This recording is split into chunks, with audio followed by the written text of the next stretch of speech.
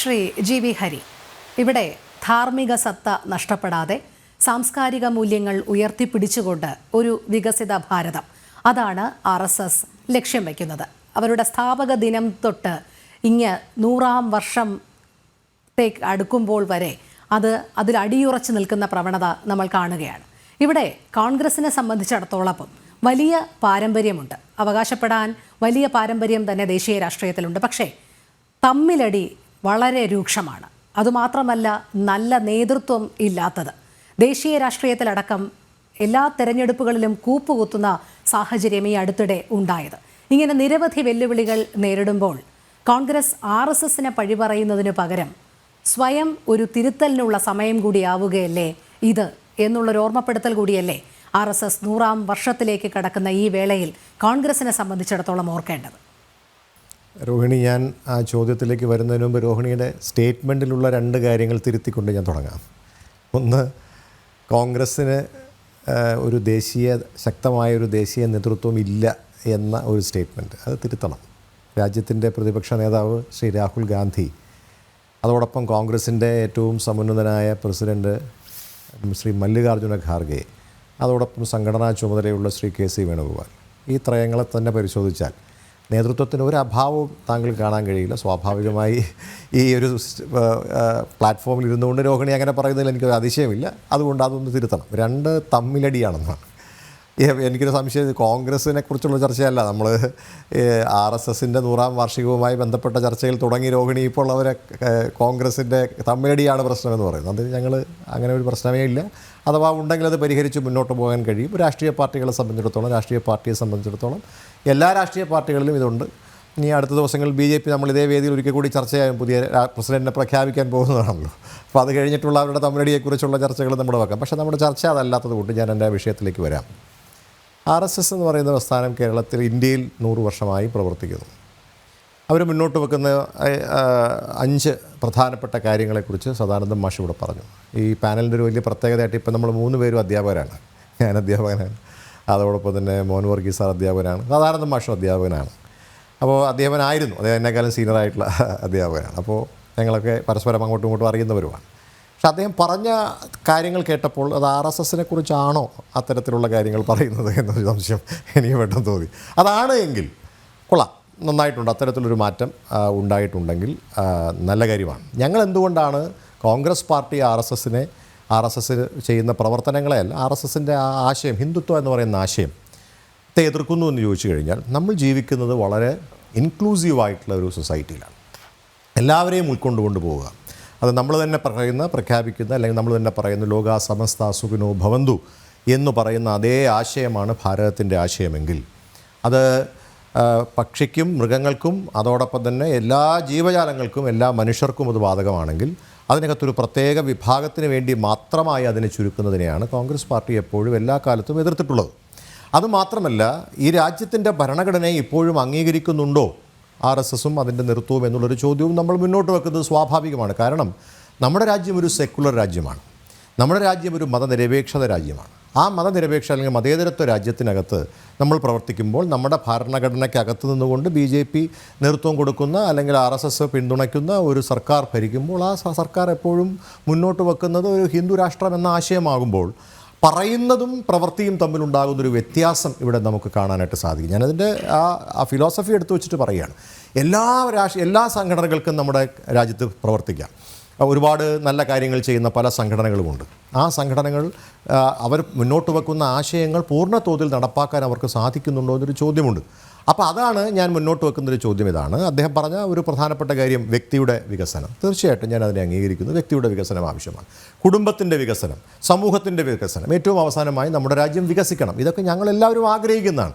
ഞങ്ങൾ അതിനുവേണ്ടി പ്രവർത്തിക്കുന്നു. താങ്കൾ പറഞ്ഞ പോലെ രാഷ്ട്രീയത്തിനകത്ത് തോൽവിയും പരാജയത്തിൻ്റെയും വിജയത്തിൻ്റെയും ഒക്കെ കാര്യങ്ങൾ രാഷ്ട്രീയ പാർട്ടികൾക്ക് ഒരു പുതിയ കാര്യമൊന്നുമില്ല.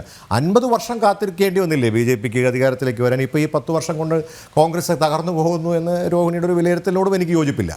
അപ്പം ഞാൻ പറയാൻ ആഗ്രഹിക്കുന്നൊരു പ്രധാനപ്പെട്ട കാര്യം, കോൺഗ്രസ് പാർട്ടിയെ സംബന്ധിച്ചിടത്തോളം എല്ലാ സംഘടനകളെയും ഞങ്ങൾ സ്വാഗതം ചെയ്യുന്നു. പക്ഷേ RSS മുന്നോട്ട് വെക്കുന്ന ആശയത്തെ, അതായത് നമ്മൾ പറയാറുണ്ട് വർഗീയ, ഇപ്പോൾ ഈ അടുത്ത കാലത്തും നമുക്കറിയാം തുഷാർ ഗാന്ധി നെയ്യാറ്റിൻകരയിൽ വന്നപ്പോൾ തുഷാർ ഗാന്ധിയെ തടസ്സപ്പെടുത്തുകയും അങ്ങനെ തടസ്സപ്പെടുത്തിയവരെ പിന്നീട് മാലയിട്ട് പൂജിക്കുകയും ഒക്കെ അല്ലെങ്കിൽ ആദരിക്കുകയും ഒക്കെ ചെയ്ത കാഴ്ചയൊക്കെ നമ്മൾ കണ്ടു. എന്തിനായിരുന്നു തുഷാർ ഗാന്ധിയെ അവിടെ തടഞ്ഞതെന്ന് ചോദിച്ചു കഴിഞ്ഞാൽ തുഷാർ ഗാന്ധി RSSനെതിരെ സംസാരിച്ചു എന്നതുകൊണ്ടാണ്, അദ്ദേഹം പറഞ്ഞ കാര്യമാണ്.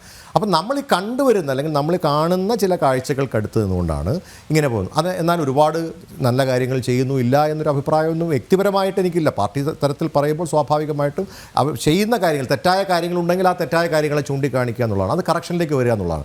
അതുകൊണ്ട് RSS എന്ന് പറയുന്ന പ്രസ്ഥാനം അവരുടെ വർഗീയ ആശയങ്ങളിൽ നിന്ന് വിട്ട് ഇപ്പോൾ മാഷ് പറഞ്ഞിട്ടുള്ള പോലുള്ള, അത് സദാനന്ദ മാഷ് പറഞ്ഞ് മുന്നോട്ട് വയ്ക്കുന്ന ഈ 5 ആശയങ്ങൾക്ക് അടിസ്ഥാനപ്പെടുത്തിയിട്ടാണെങ്കിൽ അതിലൊരു കുറവുമില്ല. പക്ഷേ അത് RSSുമായി ബന്ധപ്പെട്ട് RSS ഏറ്റവും കൂടുതലായിട്ട് മുന്നോട്ട് വെക്കുന്ന ഹിന്ദുത്വ എന്ന് പറയുന്ന ആശയമാണെങ്കിൽ ആ ഹിന്ദുത്വ എന്ന് പറയുന്ന ആശയം ഭാരതത്തിൻ്റെ ഭരണഘടനയ്ക്ക് വിരുദ്ധമായിട്ടുള്ള ആശയമാണ്.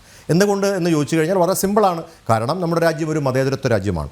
അപ്പോൾ അതുകൊണ്ട് അങ്ങനെ ഒരു മതേതരത്വ രാജ്യത്തെ വീണ്ടും ഒരു മതരാഷ്ട്രമാക്കുവാനുള്ളൊരു ശ്രമത്തെയാണ് നമ്മൾ എല്ലാ കാലത്തും ചെറുത്തിട്ടുള്ളത്.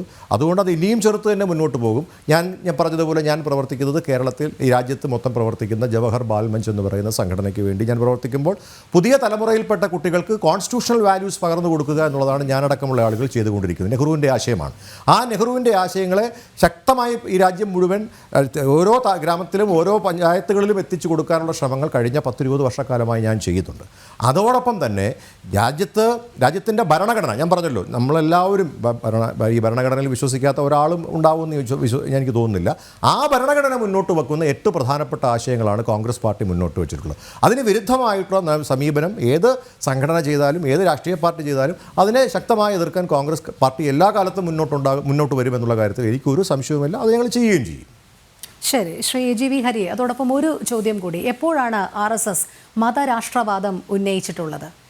നോക്കൂ, മതരാഷ്ട്രവാദമല്ല, ഹിന്ദുത്വ അജണ്ട അല്ലെങ്കിൽ ഹിന്ദുത്വ ഐഡിയോളജി ഇല്ലേ, ഹിന്ദു രാഷ്ട്രം എന്ന ആശയം പ്രഖ്യാപിതമല്ലേ? അതിനകത്ത് സംശയം വല്ലതും ഉണ്ടോ? അതിനെപ്പോഴും പറയുന്ന കാര്യമല്ലേ? അതിപ്പോൾ തുടക്കം മുതൽ പറയുന്ന കാര്യം എന്താ? ഹിന്ദു രാഷ്ട്രം എന്ന ആശയം അതൊരു മതരാഷ്ട്രത്തിലേക്ക് അതല്ലേ പോകുന്നു? മതരാഷ്ട്രവാദം പ്രഖ്യാപിച്ചവരെ പ്രീണിപ്പിക്കുന്ന സ്വഭാവമാണ് ഇപ്പോഴും കേരളത്തിൽ വെച്ച് പുലർത്തുന്നത്. SDPഐയും PFIയും ഒക്കെ ഇങ്ങനെ താങ്ങി തലോടി കൊണ്ടുപോകുന്ന പ്രവണത. RSS ഒരിക്കൽ പോലും മതരാഷ്ട്രവാദം ഉന്നയിച്ചിട്ടില്ല എന്ന് തന്നെയാണ് മനസ്സിലാക്കേണ്ടത്. രോഹിണി, എനിക്കൊരു സംശയം ഞാൻ അങ്ങോട്ട് ചോദിക്കുകയാണ്. ഹിന്ദുത്വ രാഷ്ട്രവാദം എന്നത് എപ്പോഴെങ്കിലും RSS ഉപേക്ഷിച്ചായിട്ട് പറയാൻ സാധിക്കുമോ? ഇല്ലല്ലോ. അപ്പോൾ ഹിന്ദുത്വ രാഷ്ട്രവാദം അല്ലെങ്കിൽ ഹിന്ദുത്വ ഐഡിയോളജി, നമ്മൾ പറയുന്ന ഹിന്ദു ഐഡിയോളജിയെക്കുറിച്ചല്ല ഞാൻ പറയുന്നത്, ഹിന്ദുത്വ ആണ്.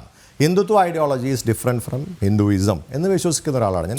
അങ്ങനെയാണെങ്കിൽ ഇന്ന് ദത്താത്രേയ ഹൊസബളെ വ്യക്തമാക്കിയത് മതത്തിന്റെ അടിസ്ഥാനത്തിലുള്ള സംവരണം ഭരണഘടനാ വിരുദ്ധമാണ്, അതിനെ തങ്ങൾ അനുകൂലിക്കുന്നില്ല എന്നുള്ളതാണ്. കർണാടകയിൽ ഉൾപ്പെടെ കോൺഗ്രസ് വെച്ച് പുലർത്തുന്ന സമീപനം കണ്ടതാണല്ലോ, അവിടെ എന്താണ് പറയാനുള്ളത്? അല്ല, കോൺഗ്രസിനെ സംബന്ധിച്ചിടത്തോളം കർണാടകയിൽ ഞാൻ മനസ്സിലാക്കുന്നത് ഇപ്പോഴത്തെ ഈ 2025-26 ബജറ്റുമായി ബന്ധപ്പെട്ട ചോദ്യമാണെന്നാണ് ഞാൻ മനസ്സിലാക്കുന്നത്. അതിനകത്ത് മൈനോറിറ്റി വിഭാഗങ്ങൾക്ക് 4% കോൺട്രാക്റ്റ് റിസർവേഷൻ നൽകുന്നു എന്നാണ് കൊടുത്തിരിക്കുന്നത് ഇല്ലേ?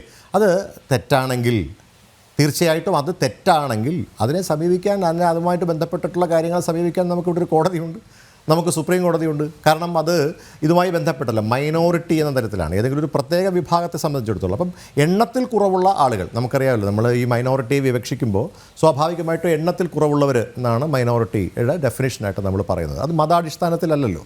അതിനകത്ത് ക്രിസ്ത്യൻ വരാം, സിഖ് വരാം, അതോടൊപ്പം തന്നെ മുസ്ലിം വരാം, അങ്ങനെ എല്ലാ കാറ്റഗറിയും വരാം. ആ മൈനോറിറ്റിയെ തെറ്റായി വ്യാഖ്യാനിച്ചുകൊണ്ടാണ് അത് മുസ്ലിങ്ങൾക്ക് മാത്രമായി നിജപ്പെടുത്തിയിരിക്കുന്നു 4% ഗവൺമെൻറ് കോൺട്രാക്റ്റുകൾക്കുള്ളതെന്നാണ്. അത് ബജറ്റ് പ്രഖ്യാപനത്തിൽ വന്നിട്ടുള്ളതാണ്. 2025 കർണാടകത്തിലെ ബജറ്റ് പ്രഖ്യാപനത്തിൽ വന്നിട്ടുള്ളതാണ്. It is for minorities, not for any particular religion. അതുകൂടി ഒന്ന് മനസ്സിലാക്കിയത് നന്നായിരിക്കും. ആ ബജറ്റിൻ്റെ കോപ്പി എൻ്റെ കയ്യിലുണ്ട്, ഞാൻ ആ ബജറ്റിൻ്റെ കോപ്പി രോഹിണിക്ക് അയച്ചു. ശരി, പക്ഷേ ഇത്തരത്തിൽ സർക്കാരിന് അങ്ങനെ തരംതിരിവ് അനുസരിച്ച് തീരുമാനിക്കാൻ സാധിക്കുകയില്ല എന്നാണ് അറിയാനും കഴിഞ്ഞത്. അല്ല, അങ്ങനെയാണെങ്കിൽ രോഹിണി ഞാനൊന്ന് പറഞ്ഞോട്ടെ, ഞാനൊന്ന് ക്ലോസ് ചെയ്തോട്ടെ. അത് ഇത്രയേ ഉള്ളൂ. അങ്ങനെയാണെങ്കിൽ ഈ രാജ്യത്തെ എല്ലാ പൗരന്മാർക്കും കോടതിയെ സമീപിക്കാനുള്ള സ്വാതന്ത്ര്യമുണ്ട്. അവർ സമീപിച്ചാൽ അതിൽ തെറ്റുണ്ട് എങ്കിൽ കോടതിക്ക് അത് ഇല്ലാതാക്കാനുള്ള അവകാശം അല്ലെങ്കിൽ എല്ലാ അധികാരവും ഉണ്ടെന്നാണ് ഞാൻ വിശ്വസിക്കുന്നത്. ശരി.